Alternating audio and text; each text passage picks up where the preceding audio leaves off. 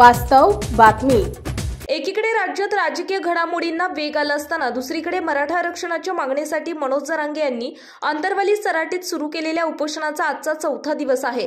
मात्र मागील 4 दिवसांमध्ये त्यांनी अन्न आणि पाणी घेण्यास नकार दिल्याने त्यांची प्रकृती खालावत चालली आहे। अनेकांनी विनंती करून देखील पाणी घेण्यास मनोज जरांगे यांनी नकार दिला। मंगळवार सकाळपासून जरांगे यांचे हात थरथरतायत, बोलण्यास देखील त्रास होत आहे। त्यामुळे त्यांची अशी सर्व परिस्थिती पाहून त्यांच्या सहकाऱ्यांची चिंता वाढली। सोमवारी रात्री जालना जिल्हाधिकारी श्रीकृष्णनाथ पांचाळ आणि पोलीस अधीक्षक अजय कुमार बन्सल यांनी देखील जरांगे यांना पाणी घेण्याची विनंती केली। मात्र सगळे सोयरे अध्यादेशाची अंमलबजावणी होईपर्यंत आपण उपोषण सोडणार नसून पाणी देखील पिणार नसल्याची भूमिका मनोज जरांगे यांनी घेतली आहे। तर काल रात्रीपासून जरांगे यांची प्रकृती खालावल्याने त्यांचे जवळचे सहकारी चिंताग्रस्त झाले आहेत।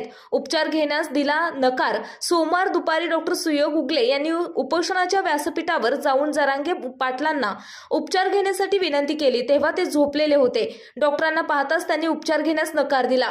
त्यांच्या प्रकृतीवर लक्ष ठेवण्यासाठी डॉक्टरांची नियुक्ती करण्यात आली आहे। मात्र जरांगे पाटील तपासणीच करू देत नसल्यामुळे डॉक्टरांची ही अडचण झाली आहे। महाराष्ट्रासह सोलापूर जिल्हा आणि माळशिरस तालुक्यातील महत्त्वाच्या आणि ताज्या बातम्या पाहण्यासाठी भूमिपुत्र न्यूज चॅनलला यूट्यूबवर सबस्क्राइब करा आणि बेल आयकॉन प्रेस करा।